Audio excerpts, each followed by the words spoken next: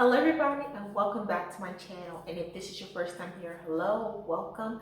This is Essential Patience and I am Patience.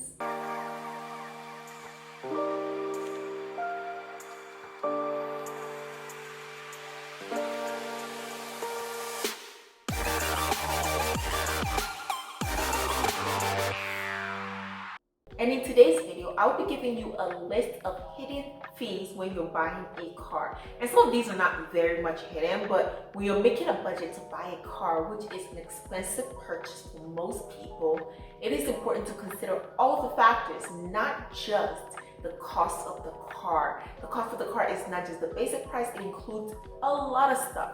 So here are a list of things that you should watch out for, because when I was buying my car, I did a lot of research, but still, I wish I'd known about some of these.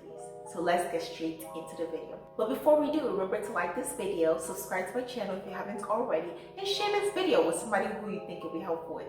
Let's get straight into the list of hidden costs that you need to be careful of when buying a car. Right at the top is dealership fees. These dealership fees are various different types all combined. So I'm talking about documentation fee, processing fees, administrative fees, and sometimes even more. And a lot of these are sometimes unofficial fees that you will see they will try and tuck in no matter what you try to do. So make sure that you ask which ones are mandatory, which ones are not, which ones can be negotiated on, because dealership fees can add up quickly. You look away one time and then you will see that they've tacked on like an extra $500 to $1,000 in fees.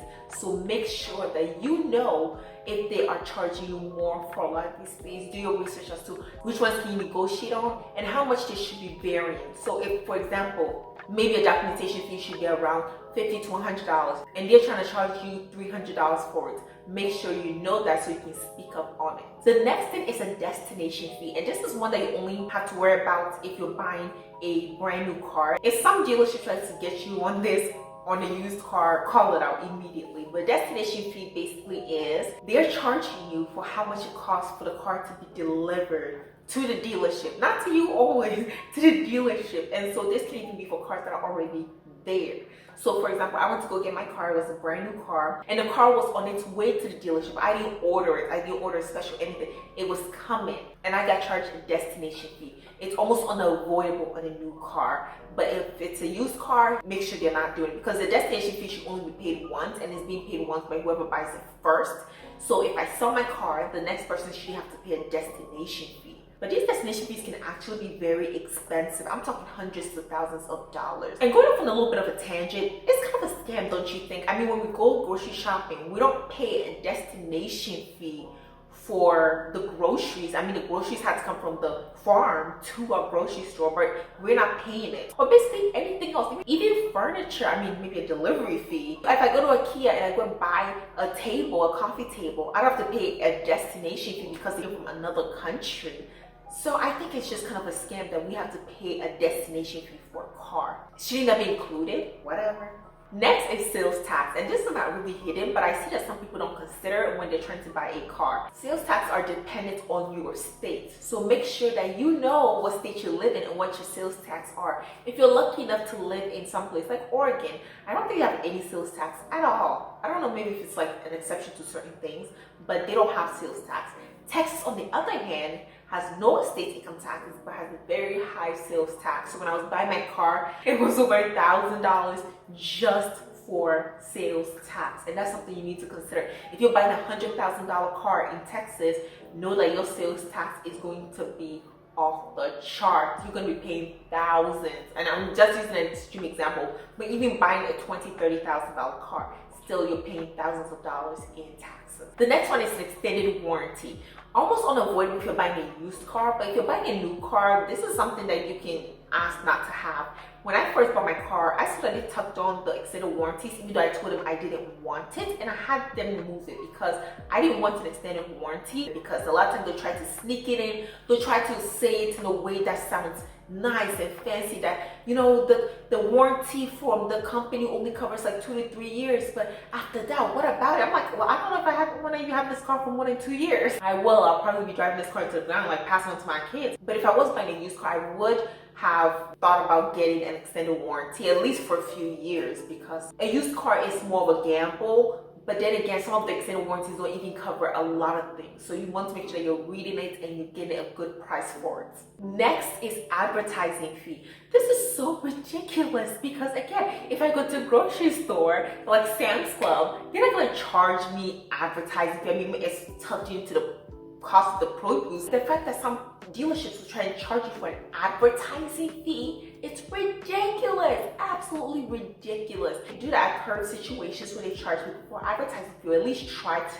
That's why you need to keep your eyes wide open when you're in there and look at it. And if they try to charge you an advertising fee, ask them to take it out. But this is something that I've heard of people doing. So they may take out certain fees that you try to negotiate, but then they'll just tuck it right on into the cost of the car or somewhere else where it seems more legitimate. So make sure that while you're taking up these fees, the balance is also reducing rather than increasing. The next one is title and registration fee, and I actually had to pay for this. So we were talking about title fees.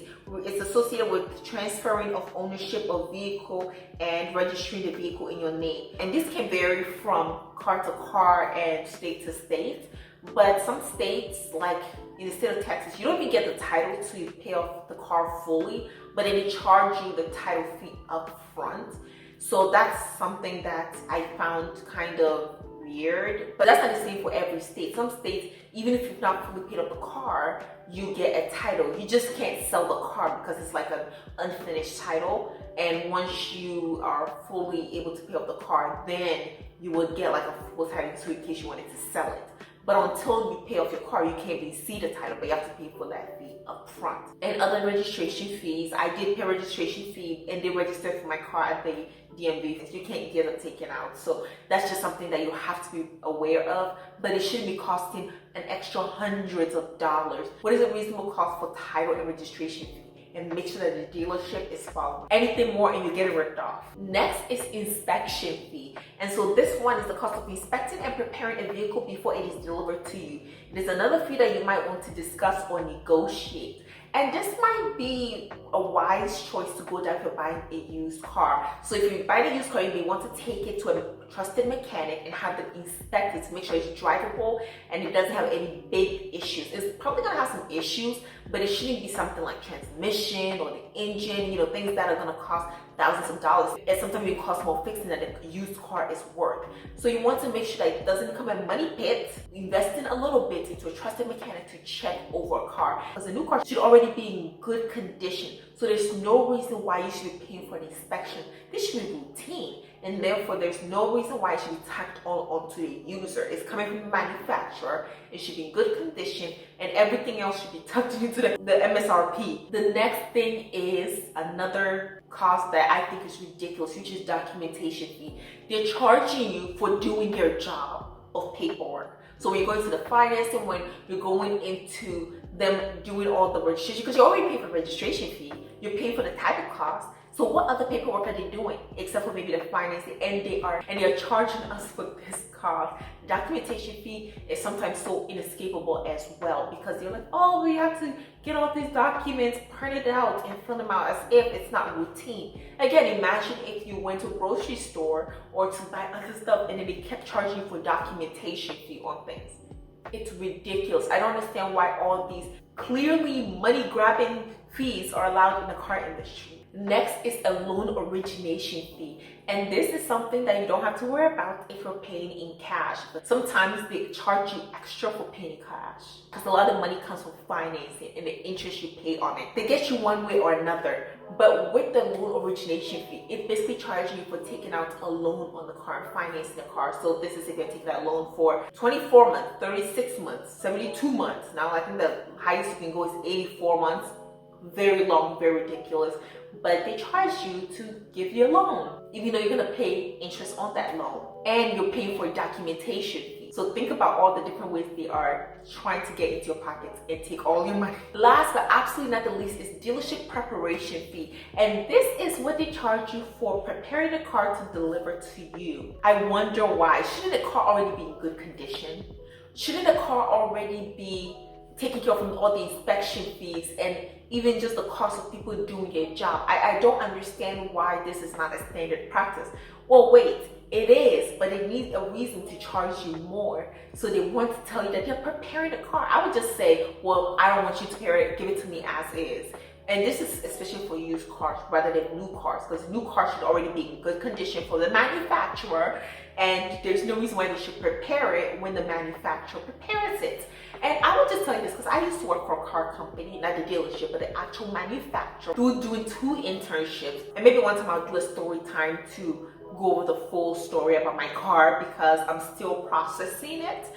But I had to tell them after being scammed, I had to tell them, like, look, I work for a car manufacturer. Some of these things are clear scam. I am being taken advantage of, so take it off. I got scammed on my car and giving them my most honest review and having to redo the deal over again. Do not get taken advantage of. If you go to a dealership, they want your money and they will take as much of it as they can from you. So always be on the lookout. And since I went through it, and luckily I got on the better side, I want to make sure that other people are empowered to know this information, have a budget, stick to your budget, and stay strong and be well researched on a car that you want to buy. And with that, I am bringing this video to an end. Thank you so much for watching. Like, comment, and subscribe. And I haven't been scammed while buying a car, so let me know in the comment section. Remember to like this video, subscribe, share this video to somebody who you think will be helpful too, and come back every Tuesday and Friday because a new video will be waiting for you. And to make sure that you do come back, ring the notification bell so you will be notified when I post a new video. Thank you so much, and I'll see you in the next one. Bye.